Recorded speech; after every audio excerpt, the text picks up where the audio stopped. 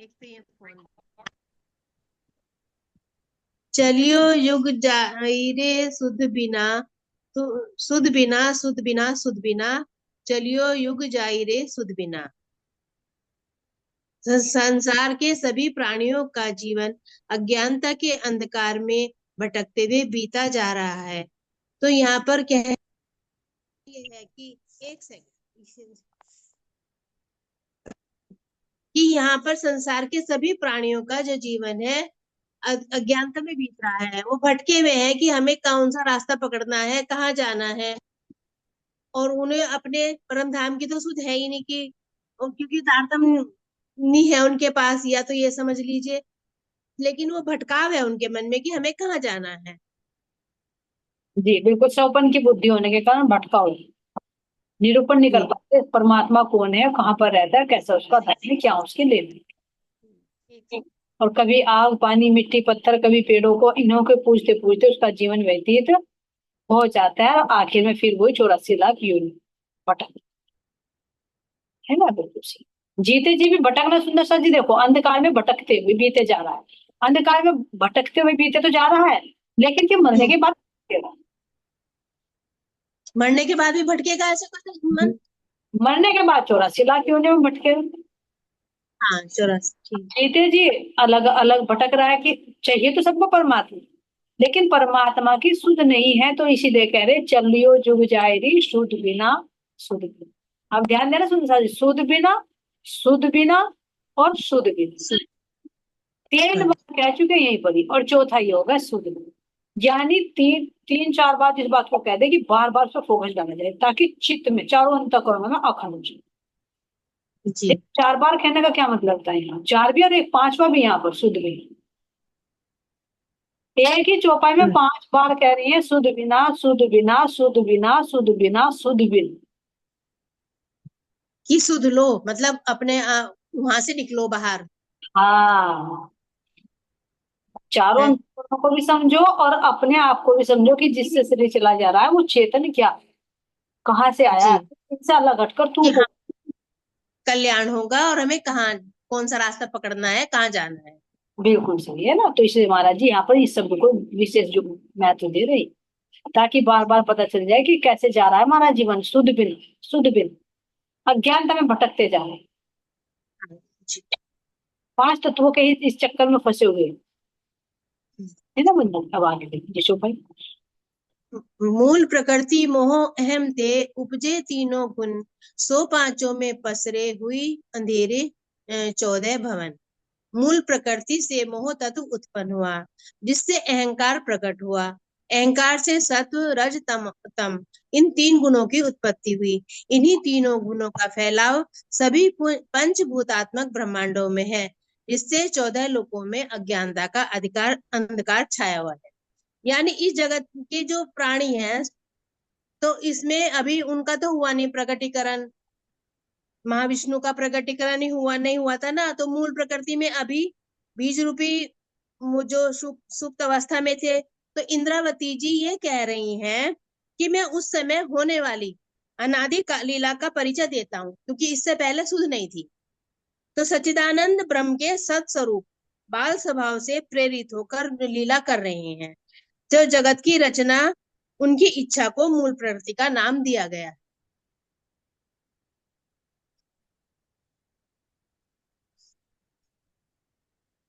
यानी अक्षर ब्रह्म के अंदर से जो सृष्टि की रचना हुई है, तो उससे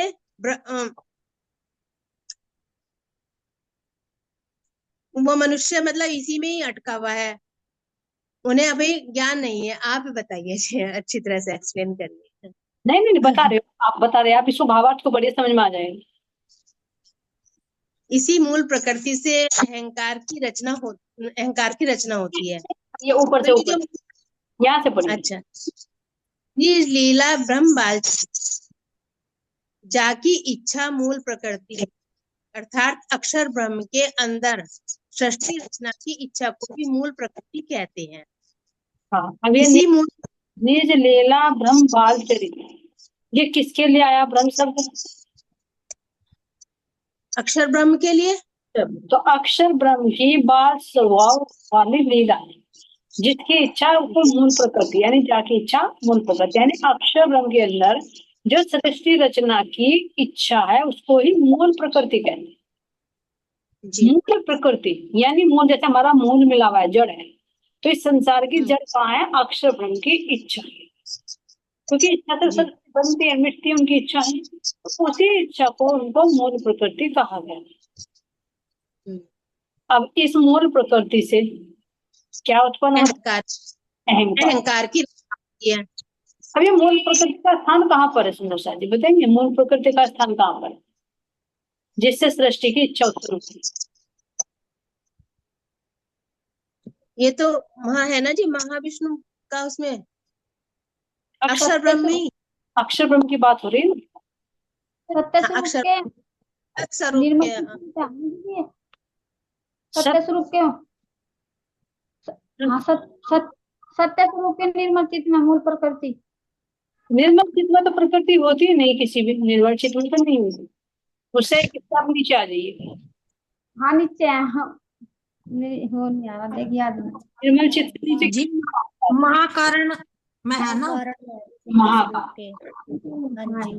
सब, निर्मल चित्त में तो भाई ठीक है। इसमें है सत्स्वरूप के महाकारण में मूल प्रकृति। फिर वही प्रकृति कहाँ पर आती है?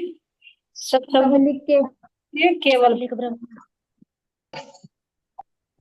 केवल ब्रह्म। अब केवल केवल नहीं, ये सबलिक ब्रह्म, केवल तो आनंद वाला हो, सबलिक में जी क्या कहलाएगी वो? हाँ जी सबलिक में क्या कहलाएगी? जी पहले तो चिदानंद लहरी आएगी ना चिदानंद लहरी। फिर वो उसका प्रतिष्ठ कहाँ पर पड़ेगा? जी, फिर उसका पड़ेगा जी ये सुमंगला शक्ति बनेगी। अव्यय कर दो। हाँ जी प्रकट ब्रह्म आएगा। तो इस अव्यय पद से ही फिर क्या उत्पत्ति होती है? अहंकार की। हाँ जी, एक को बहुश्यामी वो वाला आएगा ना अहंकार की उत्पत्ति। अहंकार स्वरूप में कौन होते हैं? महाविष्णु, महाविष्णु, जो सदाशिव से प्रकट होते, चिदानंद राजे, फिर सुमंगला बनती है, फिर उनका जो व्यक्त है उससे संसार बन जाता है, चेतना से उसके जीव उसमें चेतना लग जाती है, जैसे एक अंडा और अंडे के अंदर फिर चेत है ना। तो इसके कह रहे मूल प्रकृति ही, जब उनकी इच्छा बाहर स्वभाव उसको मूल प्रकृति कहते हैं। तो अहंकार की उत्पत्ति होगी। मोह तत्व कहियो नींद को, अहंकार को मोह तत्व कहियो नींद को, स्वरूप को कहिए अहंकार, जो उनके अंदर खड़ा होता है वजूद। और ब्रह्मांड जो है उसको सारे को स्वपन कहा गया, जिसके नाम अनेक देते, निराकार, निरंजन, है ना, मोह, अज्ञान, भ्रमणा, कर्म काल से सारे के निराकार। ठीक है सुंदर जी। मोह तत्व कहियो नींद को और स्वपन को अहंकार। तो यहाँ पर ये अहंकार उत्पन्न हो गया। अहंकार रूप में कौन हो गया उनके? महाविष्णु। और फिर महाविष्णु से कौन हो गया उत्पन्न? उनका मन नीचे जाएगा ना उसमें वो। ये तीन गुण हो गए, सत, रज और तम। हाँ जी, ये पाताल में जो महाविष्णु है वहां तो होंगी प्रकट। हाँ, तो सत, रज और तम है ना सर। इनका तात्पर्य किससे है? विष्णु, ब्रह्मा और शिव से नहीं है। क्यों नहीं है? क्योंकि प्रत्येक पदार्थ में सत, रज, तम कम अथवा अधिक मात्रा में उपस्थित होते हैं। इन तीन गुणों के अधिपति तो है ब्रह्मा विष्णु महेश, लेकिन यहाँ पर ये तीन गुणों से संबंधित है। ठीक है सुंदर जी। अधिक मात्रा में सबके अंदर उपस्थित होते हैं, आपको अच्छी तरह से बता रखा है। इन तीनों देवताओं में एक एक गुण की विशेषता है और अधिकता है, इसलिए इनको अधिपति बताते हैं। जिस प्रकार ब्रह्मा जी में रजोगुण विशिष्ट होता है, किंतु अल्पांश में सत और तम भी है, इसी प्रकार अन्य देवताओं में भी जानना चाहिए। जी इसमें सारा प्रकृति का चलेगा, वैराग का जो तुमने समझ रखा है, ध्यान देना। आप ज्यादा प्रश्न चलेंगे इसमें, उत्तर मंथन करना, कुछ आंसर इसमें से भी हो सकते हैं। 14 लोक क्या है, 5 तत्व क्या है, प्रलय कितने प्रकार की है, कहाँ से कहाँ तक होता है, सगुण निर्गुण क्या है, पदार्थ क्या है, अहंकार क्या है, मोह तत्व क्या है, इनसे संबंधित प्रश्न उत्तर कल भी हो सकते हैं। इसलिए सुंदर जी जिसकी भी बारी है वो थोड़ा सा और चौकन्ना होकर उसका मंथन करें और सुंदर सा ना, फिर इस पर डिस्कस करें। अब थोड़ा सा वैराट का ही तो कहा ना कि वाणी है सुंदर सा जी, सब चीज का देखना है, वैराट को भी देखना है, अक्षर को भी देखना है, अपने ब्रह्मनाम को भी देखना, अपने आप को भी। चलिए आज आनंद, महाराज धन्यवाद महाराज जी। आपका मुस्कुराता हुआ चेहरा बहुत अच्छा लगता है ना। परसों मुझे बहुत दुख हुआ, है ना, आपका मैंने मुरझाया हुआ चेहरा देखा ना, दिल में आया प्रश्न उत्तर बंद कर दो, कभी सुंदर साथ का दिल दुखे ना तो अच्छा नहीं लगे, है ना। लेकिन ऐसा नहीं, गलत भी दिया गया तो कोई बात नहीं, एक बार में दिया गया, धीरे धीरे अच्छी तरह से दो, है ना। तो आप ऐसे ही हंसते रहिए, मुस्कुराते रहिए, अच्छे लगते हैं। वो तो सब पे ही हो जाती गलती, कभी कभी बरतती नहीं बढ़ती। इनका इनका ज्यादा नजर आया मुझे, क्योंकि इनका मैंने उसको कर रखा था ना, अलग हो रहा था इनका, उस पर नजर आया। तो ऐसे में किसी सुंदर साथ का दिल नहीं दुखना चाहिए, सुंदर साथ जी का प्रश्न से दिल दुख रहा है तो उसके लिए सुन, लेकिन घरे को जब पका हाँ ना तो उसके भले के लिए पका जाता है, वो औरों को भी फायदा होता है, फिर उसके अंदर जल भर जी। है ना। चलिए, आनंदी सखी जी, आंटी जी, हाँ जी, मेरा कैमरा ऑफ हो गया, मुझे ऐसे बोलना पड़ेगा। ऐसे बोल दीजिए, कोई बात हाँ जी, जिस फोन से कनेक्ट हो रहा था ना उसका पता नहीं नेटवर्क प्रॉब्लम चल रही, कुछ कोई कनेक्ट नहीं हो पा रहा। नहीं, हम आपका दर्शन बिना कर ही जवाब दे देंगे, बोलना। हाँ जी, नाक के सीधे चलना है, इसका बातूनी अर्थ बताओ। नाक के शीत से क्या हुआ?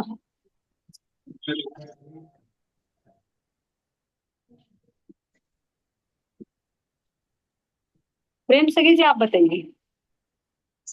प्रणाम जी।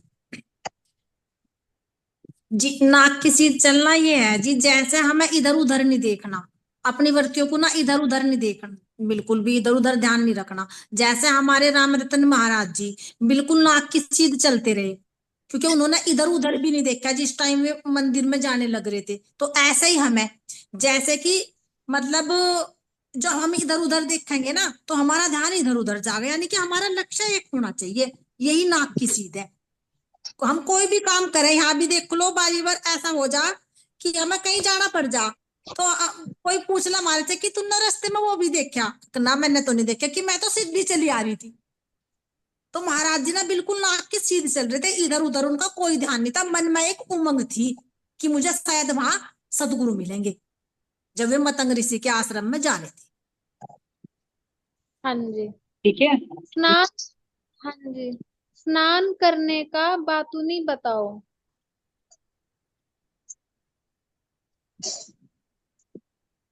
मैं को भाई आप बताइए। मैं को भाई नाम कर प्रणाम। नाम करने का क्या, दोबारा बोलिए ना। स्नान स्नान करने का बातूनी बताओ। सुना नहीं, बाहर शोर सा हो रहा।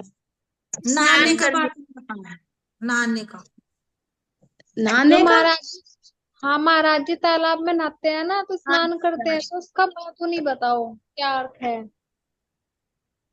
महाराज जी जब स्नान करते हैं ना, बात होनी, हाँ जी, हाँ तो जी, देखो, बाहर से नहाने का तो ये बाहर की गंदगी दूर होगी।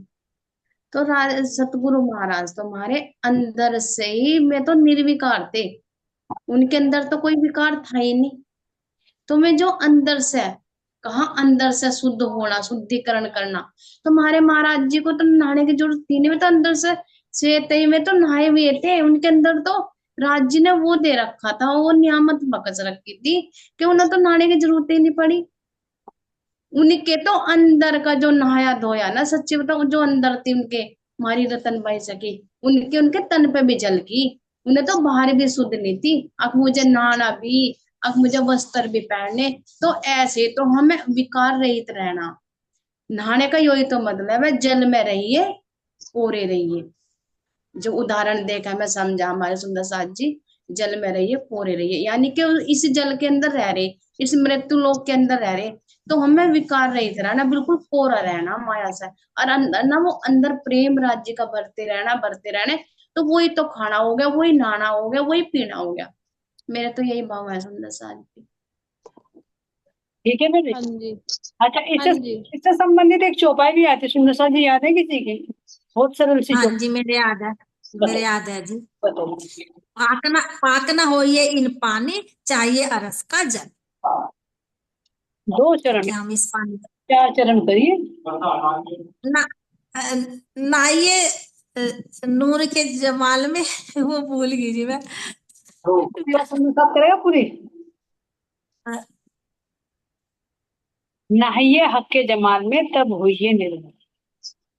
हाँ जी, ठीक है जी। ना ये हक के जमाल में। अच्छा प्रेम से कीजिए पर जो करें। जी मैंने अगला करी थी लाइन। पर भूल। चलिए क्वेश्चन बोलिए। हाँ जी, महाराज जी को वहां जाकर कैसा लगा?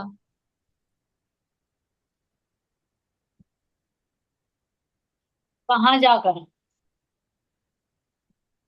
ऊपर चबूतरे पर, आश्रम में। आश्रम, ठीक है, तो लिंक जुड़ जाएगा ना, पता चल जाएगा। तो जब आश्रम पर गए तो वहां जाकर कैसा लगा, वंदना सखी जी आप बताइए।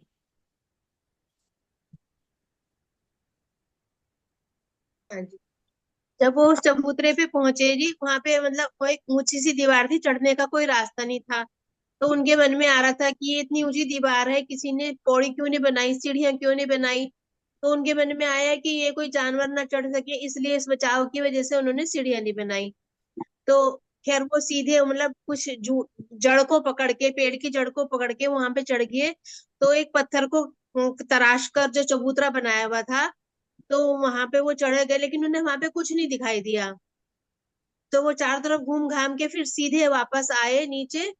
तो उन्होंने, वो उनकी व्यंगा हंसी तो कर ही रहे थे, तो कहने लगे आ गए आप। उन्होंने सोचे थे वो तो आने के नहीं वापस वहां से। तो उन्होंने जो वहां पे साधु महात्मा थे जो उनकी हंसी उड़ा रहे थे व्यंगात्मक की, तुम चल आ नहीं सकते वापस, ये जा रहे हो। तो उनसे कहा कि आप आ गए तो ये या तो आपको, उन्होंने कहा मुझे आप बिल्कुल आप सही बता रहे वंदना जी, लेकिन प्रश्न था वही का था, जैसे चढ़े ना सीढ़ियों से, तो वहां पे महाराज जी क्या क्या। आंटी, मेरा प्रश्न ये था कि जब महाराज जी चबूतरे पर गए तो उन्होंने जब चबूतरे को, आश्रम को देखा तो उन्होंने क्या कहकर उसको संबोधित किया, कि उन्हें वो कैसा लगा? वहां का आंसर है कैसा लगा, ये बताइए। परिणाम जी, उन्हें पृथ्वी का स्वर्ग लगा था जी उन्हें। प्रेम से कीजिए, एक मिनट अभी बोल रहे हैं ना, मैं उनकी बात पूरी हो जाए ना तब बोलिए।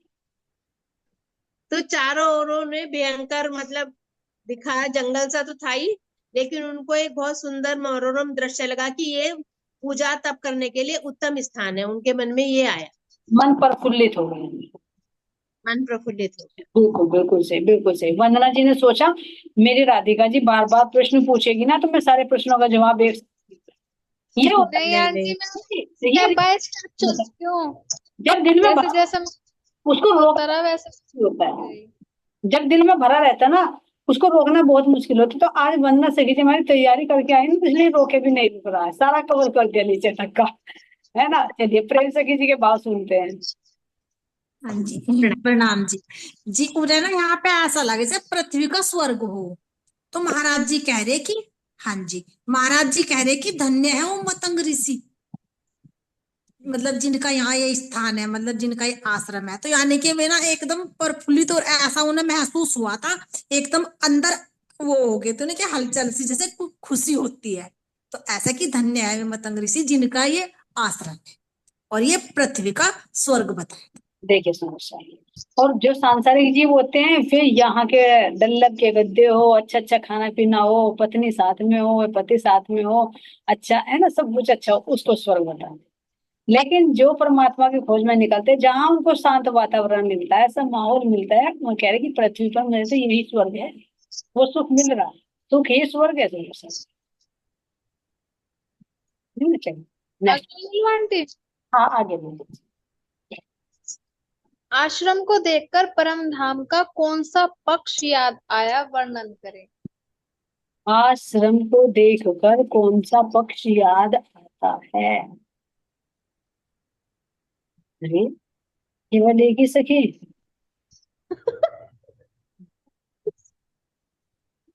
सारी परम धाम से ही आई। आनंद, जरमर भाई। चलिए जरमर भाई जी के दर्शन नहीं किए और वो कर देंगे, चलिए। प्रणाम जी। आंटी मुझे लग रहा है कि खड़ोकली याद आई है, क्यों, ऐसा क्यों? क्योंकि वहां नहाने का भी है, स्थान भी बना हुआ था और चबूतरा भी बना हुआ था। चलिए आनंद, बिल्कुल सही, कुछ भी याद कर लिया, हर सुबह हर चीज नजर आएगी। आनंदी से कीजिए, आप बताइए। हाँ जी, प्रणाम जी, पुखराज पाठ जी।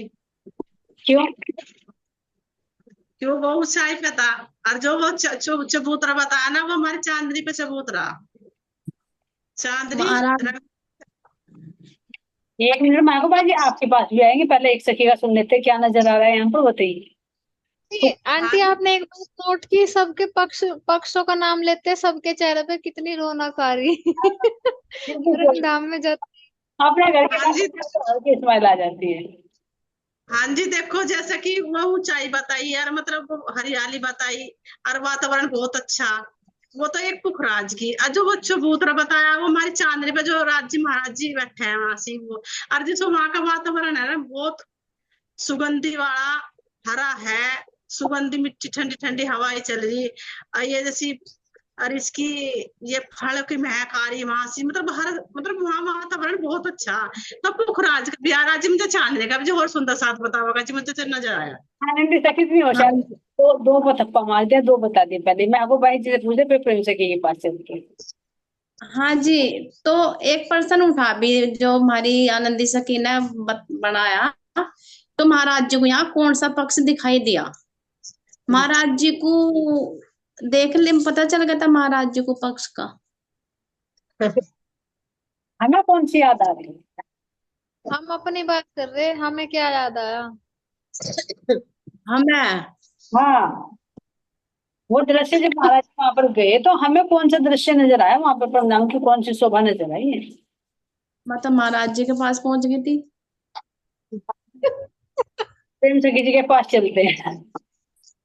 हाँ जी, मेरे दिमाग में प्रणाम नहीं आ जी। रहा। प्रणाम जी। प्रणाम जी। जी ये ना ऐसा बना हुआ था जैसे कि अंदर से ना इसे वो करके और चारों तरफ एक दीवार सी छोड़ते हैं, और अंदर से गोलाई में काट के। तो ये ना जैसे कि इसके ऊपर जो वृक्ष थे ना, तो वे ऐसे ऐसे पड़े थे, फलों के वृक्ष। तो मतलब बहुत सुंदर लगा। तो हमें इसे देख के कहाँ की याद आई? अपने उसकी मूल कुंड की और ढकोच चबूतरे की याद आई जी। क्योंकि मूल कुंड में से जो हमारी जमुना जी निकली हुई ना, तो हम अपनी नूरमयी कुर्सियों पर बैठ के उसे देखे है ना जब, तो हमें वहां की याद आई, क्योंकि वहां भी हमारे ना वृक्ष ऐसे ही फलों के वृक्ष लटके हुए हैं जी, फल उसमें चारों तरफ से। बिल्कुल बिल्कुल सही है ना, सारी सखियों की दृष्टि बिल्कुल सही है, क्योंकि अगर वहां था वो देखे नहाने का था, तो खड़ोगली भी नजर आ सकती है। अगर वहां की शोभा को देखे, तो पुखराज की चांदनी या मूल कुंड भी नजर आ सकता है, क्योंकि बीच में कुंड है। और जो हमारी सखी ने बताया, वो बाहर की शोभा को देखकर बताया, कि जैसे उसी पर्वत को बीच में से काट कर बनाया गया था गहरा, और वो जो वृक्ष थे उस पर लटके हुए थे। तो ऐसे हमारा मूल कुंड है, और ढका चबूतरा, उन पर वृक्षों की छित्री मंडल पड़ा है। जो भी शोभा देखो, सुंदर साजे, अलग अलग दृष्टि में अलग अलग शोभा नजर आई, इसलिए किसी का भी कोई गलत नहीं है, सबके बिल्कुल सही है। और हमारी राधिका। आंटी फिर हाँ, वृक्ष वैसे भी मतलब कहीं को भी झुकाओ, वहां के तो वृक्ष वहीं को झुक जाएंगे। जैसी शोभा बनानी चाहोगे वैसी शोभा वहीं बन जाएगी, चाहे वो अधबीज का कुंड हो, चाहे मूल कुंड हो, कोई सा भी पक्ष हो। और आप बताइए राधिका जी, आपने क्या देखकर बनाया, वहां पर क्या नजर आया? मुझे भी यही आया था आंटी, अधबीज का कुंड मूल कुंड के बारे में देख के आया था कि हाँ इस पे चार वृक्ष पड़े हुए हैं ना, जिस तरह वहां चबूतरे का बताया आश्रम का, यही हाँ। वाली शोभा यहाँ थी अधबीज के कुंड पे। और खड़ोगली की देखे, खड़ोगली भी नजर आए, क्योंकि खड़ोगली के ऊपर भी ताड़वन के वृक्षों ने छत्री मंडल डाला हुआ हाँ हाँ हाँ जी। है ना, लेकिन खड़ोगली ऊंची हो गई। हाँ हाँ जी। और ऐसे और जी हमारे ये भी मतलब एक, परम धाम की याद आई कि हमारी नूरमयी कुर्सियां वहां पे पड़ी रहे, और राज जी महाराज जी के साथ में आनंद ले रहे हैं, मतलब फल भी खाते होंगे। तो तो अगर अपनी लीला याद। दबोचे पुत्र को देखे, तो ये खड़ोगली सुंदर सा जी, खुश हुई, थोड़ा सा जो दिल में आ। हाँ मूल जी। कितना ऊंचा है और खड़ोगली कितनी ऊंची है, कोई अंतर बताएगा? जी खड़ोकली तो हमारी, तो उसकी है ना जी, तीन उसकी, वो एक तो लेवल में ही आ जाएगा जी, भौम जल है जी तीस नीचे। तीस मंदिर, कितनी भौम ऊंची, तीस केवल ये प्रश्न। अच्छा, एक दो, एक भौम ऊंची है आंटी। एक बोम ऊंची है आंटी, इसमें एक बोम गहरा पानी है और एक बोम तलहटी में है, दो बोम गहरा पानी आ जाएगा ना इसमें, पानी की बात तो हाँ तलहटी। दो भौम। आनंदी सके जी, पानी की बात तो नहीं हो रही, केवल खड़ोकली। भौम की बात हो रही है। तीन दो बॉम्ब बॉम्ब है। कौन बॉम्ब की है दीदी? है तीन तीन बॉम्ब की आ रही मेरी दृष्टि में तो, और क्योंकि एक बॉम्ब में तो एक एक बॉम्ब में तो आ गया पानी, और दो बॉम्ब आ गई ऊंचाई पर, ऊपर जहाँ तक क्या बैठ कर झील ना करे। जो पानी नीचे है वो बॉम्ब में काउंट होगा। हाँ जी जी, नहीं, दो वो तो बॉम्ब नहीं, नहीं, दो बॉम्ब नहीं जी, गिरामत चलो जी ना ना, लेके पानी नहीं काउंट होने खेले। कूद जाओ सारी खड़ोकली में, अपने आप पता लग जाएगा। अरे भाई, वो अरे तो लेविन में है ना। अरे भाई, मैं अंदर नहीं लेके जा रही, मैं बाहर से पूछ रही हूँ कितनी बॉम्ब ऊंची है। अंदर मत जाओ, तुम तो अंदर जल में जाके हिलोले ले रही हो। वहां कर लो जी देखो। दो के है ना जी। सब सुंदर साथ एग्री हैं, दो बॉम्ब की हैं। एक बॉम्ब की है जी मेरे ख्याल से तो, बाहर से 100 जी। सखी जी का, अरे सखी जी की वहाँ हरे हरे वृक्ष है ना। दो की है आंटी, दो की है क्योंकि जी, एक की खड़ोकली तो हमारा एक बॉम्ब का तो चबूतरा हो जाएगा, हरियल सखी जी, एक है ना। बॉम्ब, हाँ जी। एक बॉम्ब है, दो बॉम्ब है, तीन बॉम्ब है। दो बॉम्ब है जी। हरियल सखी जी से पूछ रहे हैं। हाँ जी, सोच तो मैं 2 बॉम्ब ही रही जी। नहीं, जो दिन में है वो बताइए, सोच रहे हो तो पांच बॉम्ब पूछ लोगे। हाँ जी, मेरे दिल में तो मारा। दो बॉम्ब है हाँ जी, जो आंटी मेरे। नीचे से पूछ रहे ना जी। हाँ जी, जो आप नीचे से ताड़वन से पूछ रहे हैं, ताड़वन से तो 100 ही बैठा है जी। अगर ऊपर उसमें से भूतरा बैठा है तो दो बॉम्ब की बैठा है। एक जैसे बॉम्ब नीचे की से है जी, पूछ 100 सीढ़ी चढ़ी हुई है उस पे। सखी जी बता रही हैं, प्रेम सखी जी कितने बॉम्ब की है खड़ोगली? जी दो की एक कह रही बॉम्ब मैं। 2 100 बॉम्ब। सीढ़ी। 2 बॉम्ब आनंदी सखी जी, 2 बॉम्ब। सब 2 बॉम्ब में है। भोली सखी जी कितने बॉम्ब है? तीन बॉम्ब मेरे तो एक दृष्टि में बॉम्ब तीन। की है जी, ऊपर से 100 सीढ़ी चढ़ी हुई है जी। एक बॉम्ब में तो तीस बैठेगी 100 तीस सीढ़ियाँ मंदिर जी। की क्या है कि 30 मंदिर की चौड़ी है फिर। एक मिनट हरियल सखी जी, आप बताओ, 2 बॉम्ब या 3 बॉम्ब? मैं तो जी ये कह रही जी, 100 सीढ़ी चढ़ी हुई है, जब हम 100 सीढ़ी चढ़ा तो एक बॉम्ब ही तो बैठेगी जब उतरे से ऊपर। नहीं, हमें तो ये बताइए, हम सीढ़ी नहीं चढ़ते, एक बॉम्ब है कि 2 बॉम्ब है, जल्दी। जी एक बॉम्ब पे ही चढ़ो जी, मैं तो खड़ोकली पे एक बॉम्ब नीचे गहरी, 2 बॉम्ब की पूरी है जी। चलिए सुंदरता जी, 2 बॉम्ब हो गई। खड़ोखली हमारी 2 बॉम्ब की है, क्योंकि एक बॉम्ब तो रंग महल के चबूतरे के लेवल में काउंट हो जाएगी, जहाँ से 100 सीढ़ियाँ चढ़ेगी, जो हरियल सखी जी हाँ बता। और एक बॉम्ब की ऊंची दीवार भी तो होगी, फिर पानी कहीं में रोकोगे, वो पहली बॉम्ब की लेवल पर नहीं आएगा जहाँ पुल बनेगा, जहाँ हाँ हम जी, हाँ जी। पानी तो उसके हरियल नीचे सखी तो बखेर है जी, पानी को बखेर देगी। पुल से गुजरते हैं तो ऊपर छत बनी हुई है, तो वहां दीवार खड़ी होगी और एक तरफ रंगमहल की दीवार होगी, तभी तो बीच के नीचे से पुल बनेगा। हाँ जी जी। बॉम्ब की ऊंची दीवार होगी जिस पर हमारे मंदिर हैं, 80 मंदिर, 3 दिशाओं में, एक तरफ तो दीवार होगी रंगमहल की तरफ, 3 दिशाओं में हमारे होगी। तो 2 बॉम्ब ऊंची है। अगर उसके जल की बात, तो जल 3 बॉम्ब गहरा 11, हाँ। तो लैट्रिन में आ जाएगा ना आंटी, एक बॉम्ब 11। अंदर चला जाएगा। ठीक है सुंदर साथी, हाँ जी। आप बताइए मुझे, मूलकुंड कितना ऊंचा है? जी मूल कुंड तो एक का ही है ना जी। सब सुंदर साथ एग्री हैं, या कोई नहीं हो तो अलग से बोल दे। नहीं आंटी, उस चबूतरे से अलग जो उसकी चारों तरफ की बाउंड्री बनी हुई है ना पुखराज की, उससे अलग एक बॉम्ब का है शायद मेरे ख्याल से। या वो भी इसी में काउंट होगी, जो 400 की रो सारी हो चारों तरफ को, 3 पैडी की चढ़ने के। मतलब 3 पैड़ी अलग से आएगी, बॉम्ब की बात कर रहे हैं ना, बॉम्ब की। हाँ तो वो तो एक है आंटी, बस शायद मेरे ख्याल से। ये डिफरेंस है।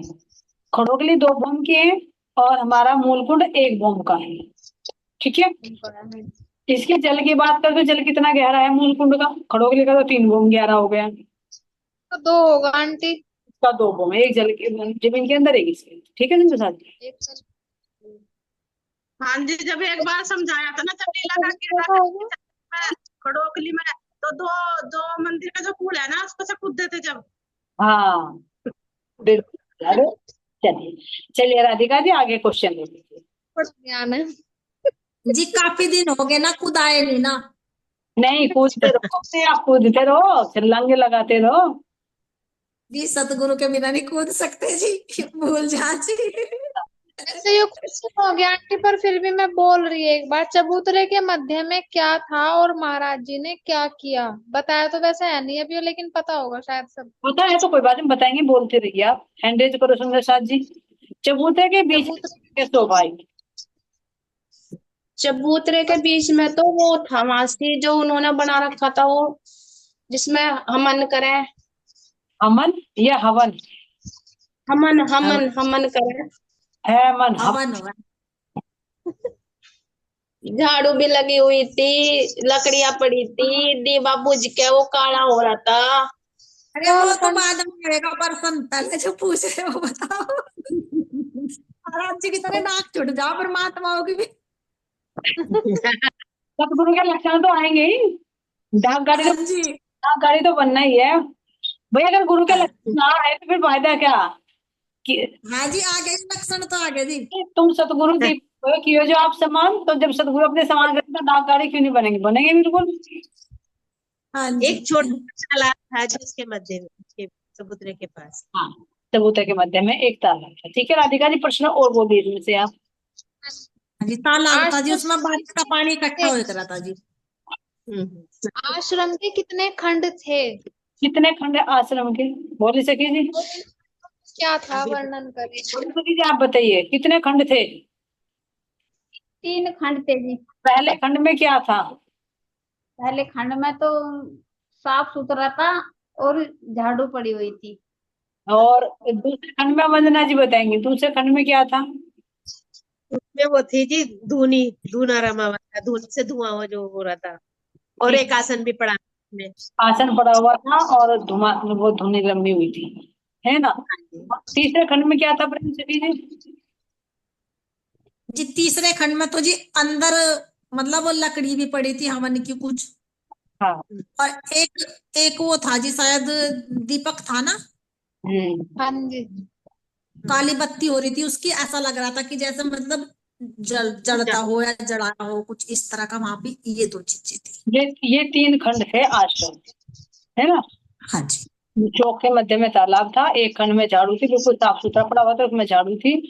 दूसरे में हवन था और तीसरे में लकड़ियां थी। तो इसका बातूनी कौन बताएगा? हैंड रेज कीजिए सुंदर साथ जी, वंदना और प्रेम से भी। चलिए वंदना जी से पूछते पहले, वंदना जी आप बताइए। हाँ जी। वैसे तो ये मेरा है कुछ पहले से ही, मुझे इतना पता नहीं, मतलब ये पहले खंड में झाड़ू पड़ी थी, मतलब है उन्हें ऐसे ये किसी का बात नहीं है इसको एक्सप्लेन, मतलब कि वो कैसे था झाड़ू, मतलब क्या हुआ, चलिए साफ था। प्रेम से हाँ जी से जी। पूछते हैं। जी थोड़ा थोड़ा सा याद है जी मेरे तो। जी पहले खंड में तो जैसे जी हाँ झाड़ू पड़ी थी ना, तो ये तो एक तो हो गया जी शरीर, एक मन, एक बुद्धि का जी। शरीर से अलग हट जाए, ये शरीर से पार कर चुका ना। अच्छा जी, शरीर को पार कर चुका। शरीर से मन के अधीन हो गया, मन तो शरीर से चला गया। मन बुद्धि चित्त का संकेत होगा जी फिर ये, है ना? तो मन में झाड़ू लगेगी जी, तभी तो बुद्धि आवेगी। जी जी तो जी। जब मन में वो वहां एक झाड़ू पड़ी ना, लेकिन महाराज जी का संकेत भी सही है कि साफ सुथरा पड़ा था। महाराज जी बता रहे कि वहां एक मतलब पत्ता भी नहीं गिर रहा था, कुछ भी नहीं था, बिल्कुल साफ सुथरा पड़ा था। तो ऐसे ही जी जब हमारा मन साफ होगा ना, पहले वो झाड़ू क्या है, वो ज्ञान रूपी झाड़ू है, तो हमारे मन के अंदर वो वहां एक झाड़ू मिलनी, तो ज्ञान रूपी झाड़ू लगेगी। फिर उसके बाद हम पहुंचेंगे फिर वो बुद्धि में। निर्मलता, तो फिर वो निर्मलता आ जाए। कह रहे हैं महाराज जी, साथ जी साफ हुए बिना अखंड में कैसे पहुंचा था? कैसे पहुंचा था? हाँ जी।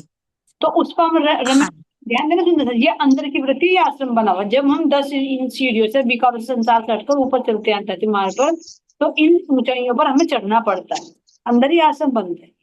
तो ये 3 खंड हमारे बनेंगे, क्योंकि शरीर को तो समर्पित कर दिया। फिर मन का, बुद्धि का और चित्त का। तो मन का तो इन्होंने बताया कि साफ होना, यानी झाड़ू से सफाई होती, साफ सुथरा था, लेकिन फिर भी झाड़ू तैयार है कि कब झाड़ू लगानी पड़ जाए, कब गंदा हो जाए पता नहीं चलता, मन कहाँ विकृति में आ जाए। तो साफ सुथरा होते हुए भी फिर भी झाड़ू रखनी ही पड़ती है। जैसे घर में झाड़ू लगा दी तो क्या फेंक दोगे कि भाई लगा दी मैंने तो? अगले दिन के लिए संभाल कर रखते हो ना, अरे कल को भी जरूरत पड़ेगी, शाम को भी जरूरत पड़ेगी, तो इसी तरह से साफ सुथरा भी है, फिर भी झाड़ू रखे। दूसरे खंड का हाँ बताइए। जी। हाँ जी, तो दूसरे खंड में तो वो हवन मिला था ना, मतलब उन्हें कि जैसा हवन हो रहा हो, तो जी जिस टाइम हमारे जो बुद्धि है, तो जब इस बुद्धि के अंदर हवन होगा तभी तो धुआं निकलेगा। तो यहाँ की जब हम यहाँ की बुद्धि से चल रहे हैं ना, तो इसमें हवन क्या होगा? विकारों का। क्योंकि मन साफ होगा, बुद्धि के भी विकार हटेंगे, तो वही तो फिर बुद्धि भी निर्मल होगी ना। जब बुद्धि निर्मल हो जाएगी, वो हवन हो जाएगा बुद्धि के अंदर, तो तभी तो चित्त में पहुंचेंगे। तो जब चित्त में पहुंचे तो देखो वो दीपक बताया कि जैसे कि वो दीपक जल रहा भाई, जैसे अभी जलाओ, तो तभी तो हमारे चित्त में भी मतलब वो दीपक जलागा। मैं आपको बाई और जी जैसे कि प्रेम से हाँ जी, जैसे जी टाइम, हाँ जी, मैं आपको बाई जी आप बताइए जल्दी। दीपक का ही है, जैसे वहां से महाराज सतगुरु महाराज जी को दीपक दिखा, वो जला हुआ था, उसमें तेल भी था, पर वो बुझ रहा था। तो अब पहले हम थे, हमारा दीवा वो बुझा हुआ तो था, क्योंकि जो हमारे अंदर अज्ञानता थी वो दीवाई था, वो बुझा हुआ था। और आके उसमें राज्य महाराज जी ने हमें जो तारतम लदूनी तारतम दिया, तो उस हमारे जो अंदर वो जोत जली, ज्ञान की, ज्ञान का प्रकाश आया। तो वो अज्ञानता हट के हमारे अंदर तेल भी था, बत्ती भी थी, हमारे अंदर पूर्णता पूर्ण स्वरूप है, मन भी है, बुद्धि भी, सब चीज थी। इसे चलाने की वो थी जरूरत। तो इसे चलाया किन्ने? हमारे सतगुरु महाराज जी ने, वो तारतम कुंज से। तो आज यो हृदय में जोत वो बड़ी हुई है, क्योंकि यो अब बुझने के लिए, क्योंकि इसमें जोत किसने जलाई? सतगुरु महाराज जी ने, राज्य महाराज जी ने। तो जलेगी कौन सी, इसीलिए वहां पर लकड़ियों का ढेर दिखा दिया। जी, फिर अंदर यो में, शरीर। अंदर में तात्म का ज्ञान रहेगा तभी वो ज्योत जली रहेगी। जी जी बिल्कुल। बुद्धि में भी हवन हो जाएगा, है ना, मन में भी पवित्रता आने लगेगी और तन भी उस राह पर चलेगा। तो इस तरह से तीन खंड, तीन अंतःकरणों के सुंदर सा जी संकेत है ना। जी पड़ते दम तक जलेगी, जब तक इस तन में प्राण है ना, जब तक जलेगी वो। बहुत अच्छा।